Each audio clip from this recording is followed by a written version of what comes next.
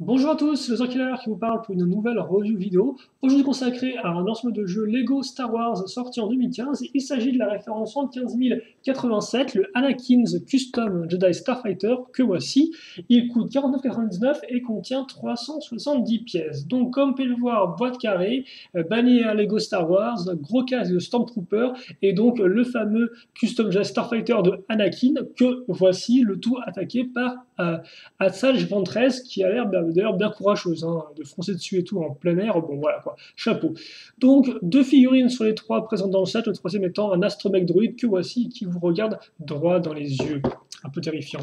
Donc les différentes figurines remontrées au-dessus avec en 1-1 Anakin Skywalker, donc pour voir un peu à quoi ressemble le modèle dans vos petites mimines, et à l'arrière, eh bien, les différents petits éléments de jouabilité du set, hein, il y a pas vraiment de mécanisme là-dedans, mais voilà, donc le vaisseau dans un sorte de hangar, et voilà, une petite scène d'histoire d'action avec Asajj qui attaque, Anakin qui récupère son sabre, et le astromech droïde qui est en train de se barrer parce que lui, il n'en a rien à cirer. Voilà.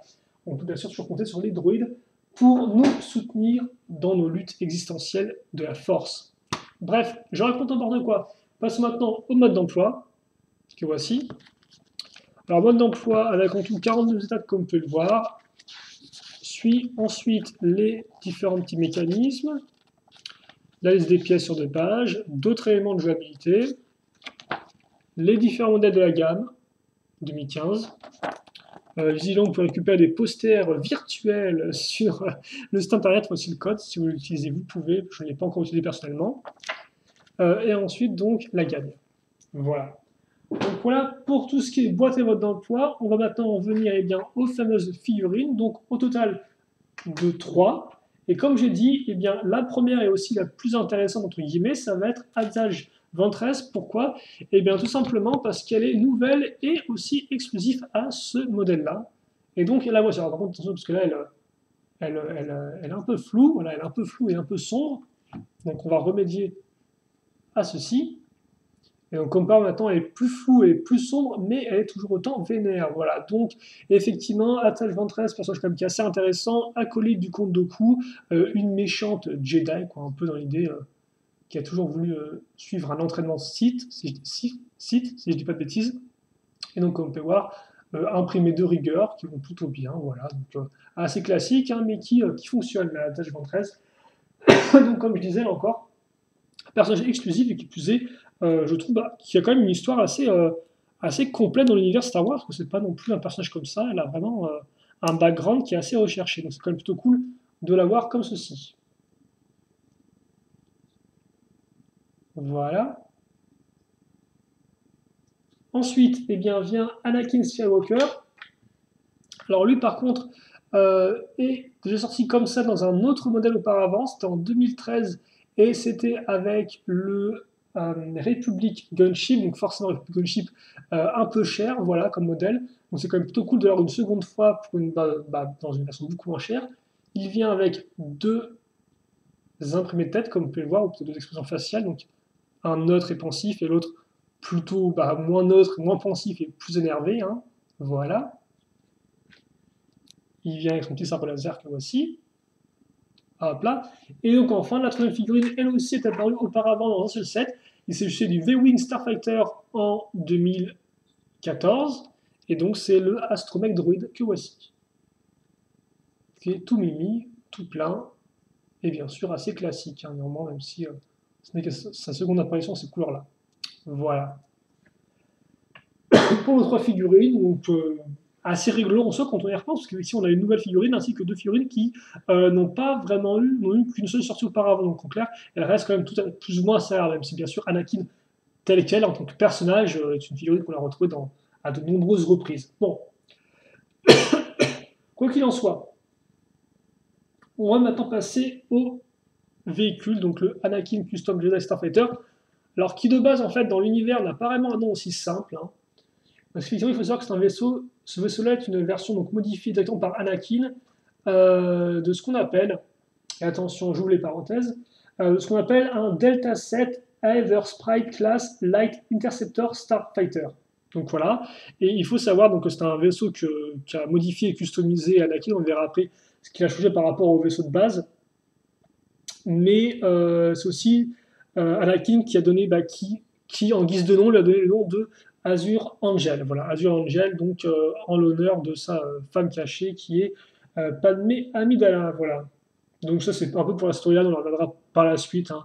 On va plutôt s'intéresser maintenant au modèle en lui-même, au Lego tel quel. Et donc comme on peut voir, plutôt simple à comprendre parce qu'effectivement on va voir bien un enchevêtrement de grandes plaques pour créer donc un modèle qui est quand même plutôt long. On remarquera à part ça la présence de briques pentues ici ou encore là avec des tenons sur l'avant comme ceci, donc ce qui permet une forme quand même qui est plutôt chouette. Pour ce qui est des pièces mises sur les côtés, il y en a assez peu comme vous pouvez le voir, juste une plaque et des petites jumelles. Et donc pour le reste, si je mets de côté la pièce pentulisse à l'avant, les pièces surtout qui vont revenir, comme vous pouvez le voir, eh bien, ce sont des pièces d'accroche ici et là, là, là et là et là. Donc regarde les pièces d'accroche avec en rotation crantée ou encore avec un petit ball joint à ce niveau-là. Vous remarquerez aussi le pied ici, donc que je peux refermer comme ceci, ou à l'inverse mettre comme ça. Voilà. Et vous remarquerez aussi donc une barre là qui descend et que je peux appuyer comme ceci. Et donc qui visiblement remonte à ce niveau-là. Au-dessus, rapidement, qu'est-ce qu'on aura? Eh bien, on aura des pièces, donc enfin, des plaques avec un côté en diagonale, un côté en biais, une grande pièce courbée ici, lisse, petite pièce là pentue à l'avant, et voilà pour cette partie-là. Vous noterez ici un petit rectangle avec deux tenons à l'intérieur, et donc la barre qui ressort, ça sert à quoi? Ça va être simple en fait, ça sert à mettre le droïde dedans, et la barre sert à l'éjecter facilement, comme ceci. Donc voilà pour le premier mécanisme du modèle. Donc nous maintenant, on va bien s'intéresser, parce que ça on va en parler plus tard, quoique... non, effectivement, ça on s'en occupera plus tard. Pour l'instant, on va s'intéresser effectivement, nous, aux parties latérales du véhicule. Et on va commencer déjà par la partie réacteur, que voici. Alors comment ça marche? C'est tout simple. On va prendre deux réacteurs comme ceci. Chacun des réacteurs a un trou cruciforme. Dans le trou cruciforme, on va faire passer une grande barre, comme vous pouvez voir à l'aide de pièces d'interconnexion. Donc là, j'ai plein de petites pièces. Vous noterez ici la petite pièce avec deux accroches cruciformes pour caser bien, un missile que Lego vous donne en plus que vous en perdriez. On verra après où sont passés les missiles. Et après, donc, pour finir les réacteurs, des petites pièces avec coupole. Là, une grosse pièce circulaire. Et par contre, ce qui est intéressant, c'est qu'effectivement, les réacteurs qu'on a ici, ils ont certes des accroches cruciformes, mais ils ont aussi des accroches tenons. Et donc sur les tenons, on va caser bien, devinez quoi, des plaques avec bien une accroche crantée mâle. Et donc forcément, ça va aller de pair avec nos accroches à cran femelles qu'on a ici et là. Et donc, je vais maintenant caser ça à ce niveau-là, comme ça, et comme ça, et voilà. Et donc là maintenant, j'ai mon réacteur qui est bien accroché. Là, il faut savoir que tout ce que je vais faire, on va le faire deux fois en fait, donc pour le côté gauche et pour le côté droit. Donc voilà un peu à quoi ça ressemble, comme vous pouvez le voir. Voilà. Ensuite vient l'aile en elle-même, qui ressemble à ceci. Si je regarde en dessous, je vois bien la présence d'une grosse plaque avec un côté en biais. Là encore, on notera les pièces avec accroche à cran femelle, donc ici et là. Là, des pièces pour maintenir tout ça en place. Et par contre, c'est intéressant, donc en plus d'usage des pièces avec un côté en biais pour les parties bleues, eh bien, ce sont les deux lanceurs de missiles nouvelle génération de guillemets que j'ai ici, donc en clair, comme vous pouvez voir, des briques 1x4 avec le missile dedans. Et donc sur ces deux briques 1x4, je vais mettre une plaque avec tenons au-dessus et à l'avant. Et donc sur ces tenons-là, je caserai eh bien, deux missiles ici, enfin deux armes, excusez-moi, ainsi que là, un aileron. Et donc ça, c'est une des premières modifications qu'a effectivement effectué Anakin sur son véhicule par rapport au véhicule de base, hein, le Delta 7, blablabla. C'est le rajout de missiles et le rajout d'un grand aileron, voilà. Qui bien sûr complète le rajout des gros réacteurs qu'on a ici, hein, parce que ça, effectivement, de base, dans le vaisseau n'a pas ça. Et donc les gros réacteurs les a rajoutés, tout comme la puissance de feu sur les missiles et les ailerons. Et donc d'ailleurs, pour ceux qui se demanderaient pourquoi est-ce que le véhicule est bleu et blanc, eh bien c'est pour faire référence à son pod racer, parce que je vous rappelle qu'Anakin Skywalker était pilote de pod aussi, au début de l'épisode 1. Et donc c'est pour ça qu'il est fort en mécanique, et aussi qu'il a mis des couleurs bleues et blanches à son vaisseau, ainsi que les gros réacteurs aussi, qui forcément rappelleront eux aussi les gros réacteurs qu'on a à l'avant des pod racers. Et d'ailleurs, gros réacteurs, je crois qu'ils servent qui permettent au véhicule de rentrer dans l'hyperespace sans besoin d'un sorte de gros anneau indépendant, quoi. Donc voilà à quoi ça ressemble pour l'instant. On n'a pas encore fini les ailes. Il nous reste une chose à rajouter qui là encore est un rajout d'Anakin, si je ne dis pas de bêtises. C'est donc ces pièces-là, pour augmenter les ailes, qu'on va raccrocher eh bien, grâce non plus à des pièces à cran, mais grâce au petit bolot qu'on a là, et là, au petit connecteur que j'ai ici. Je clip, et je mets ça plus ou moins comme je peux. Je vais le mettre là, à ce niveau-là. Donc forcément, parce que le ball joint me permet de bouger ça dans le sens que je souhaite. C'est une articulation qui est bien sûr plus libre que une simple rotation. Donc voilà ce que j'ai pour l'instant. Ensuite, je vais couvrir ça avec cette pièce-là, donc elle est intéressante pour les pièces courbées qu'elle va amener, mais aussi, surtout, les deux accroches circulaires ici. Donc ça, je le mets là. Voilà. Et ensuite, il me reste un dernier élément à créer, c'est le cockpit que voici. Il commence, comme on peut le voir, sur une plaque, vient ensuite un enchaînement de briques, puis de plaques avec tenons au-dessus et à l'avant, comme vous pouvez le voir. Donc avant d'ajuster ces tenons, je vous montre rapidement l'intérieur, donc avec là, le panneau de contrôle, les petites jumelles ici, le petit dossier de siège, la vitre du cockpit qui peut bien sûr s'ouvrir et se refermer, et donc à l'arrière, grâce à l'usage de pièces pentues, eh bien j'ai entre guillemets intercalé une pièce charnière, ce qui fait que maintenant, eh bien, mon aileron est maintenu en place, ne peut pas bouger et donc est bien dans un angle prédéfini. Voilà. Ensuite, je prends ces pièces-là, donc comme on peut avoir des pièces courbées avec différentes. Donc encore aucun ton qui ressort, et je le mets là. Vous noterez la présence d'une accroche ici à clip qui servira, ça c'est plutôt cool, à eh bien, choper le sabre de notre ami Anakin. Et donc on peut voir les deux côtés où ça va bien. Et donc effectivement, eh bien maintenant j'ai ça, enfin j'avais ça plutôt, voilà. Et je ne l'ai pas précisé, mais à l'avant de ma partie ici détachable, j'ai deux trous circulaires, et voilà. C'est accroché, et donc eh bien j'ai mon Starfighter de terminé. Donc comme vous pouvez le voir, je peux l'enlever ou l'en mettre très facilement.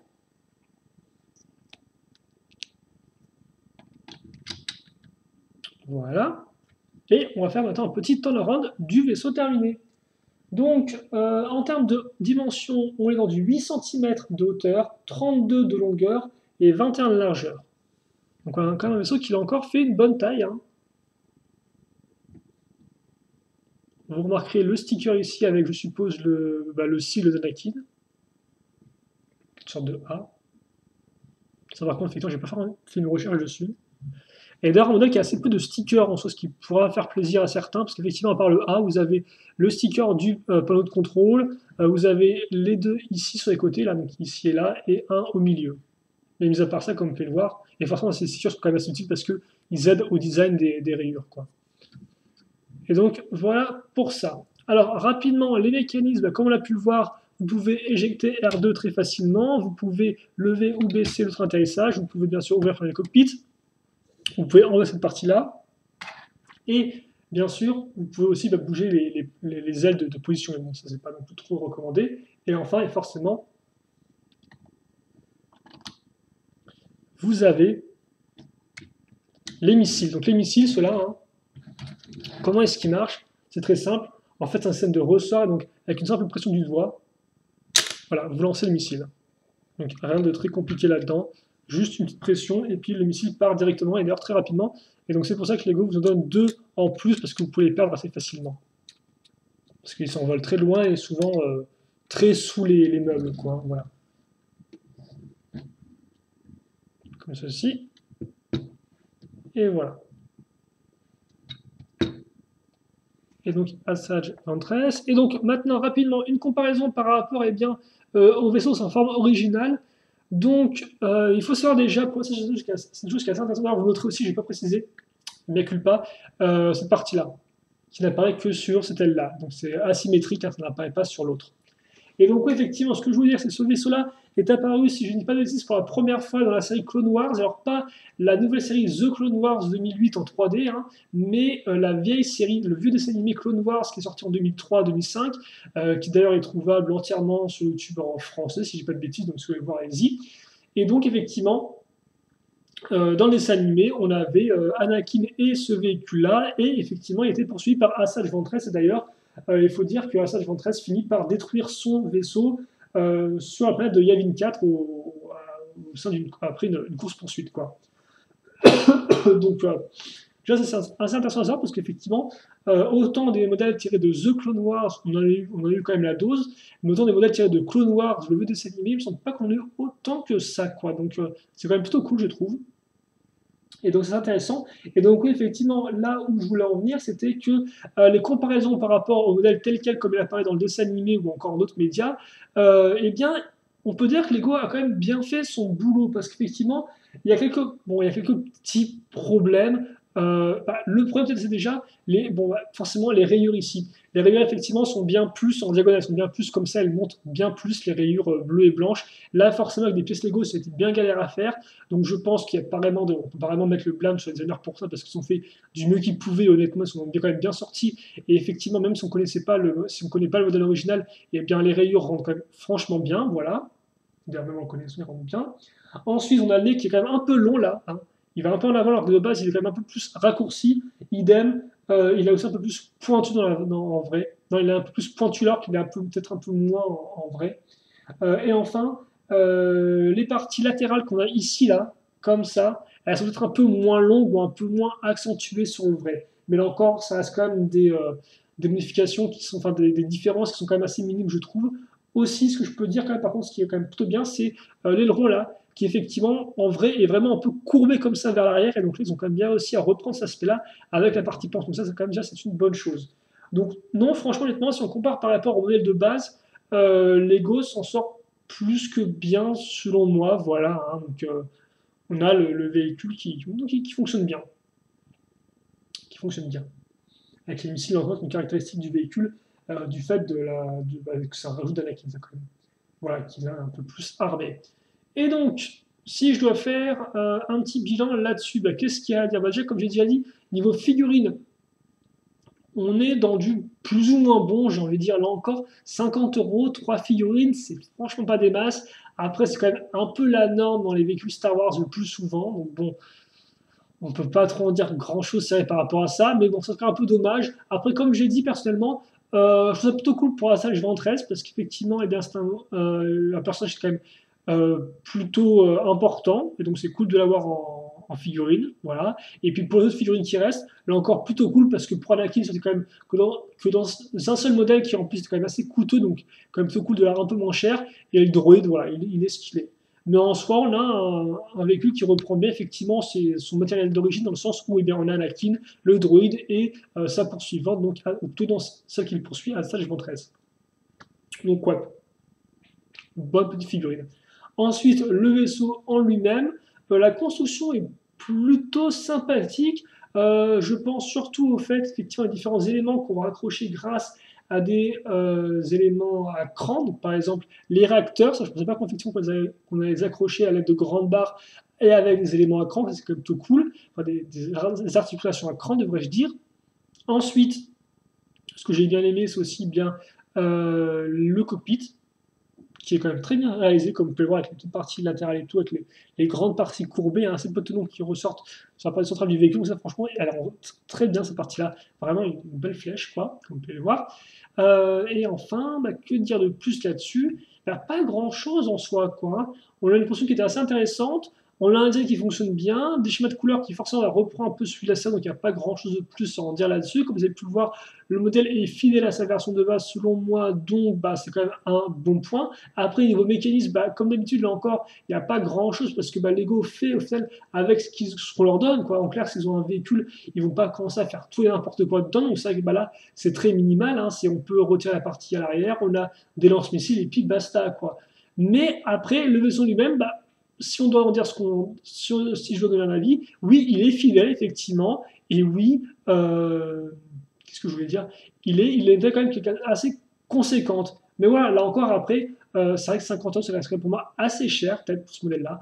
J'aurais peut-être quelque chose de plus dans les, peut-être dans les 40-45 euros, mais bon, on peut pas tout avoir. Donc, ouais. Après, pour moi, ça reste un bon modèle.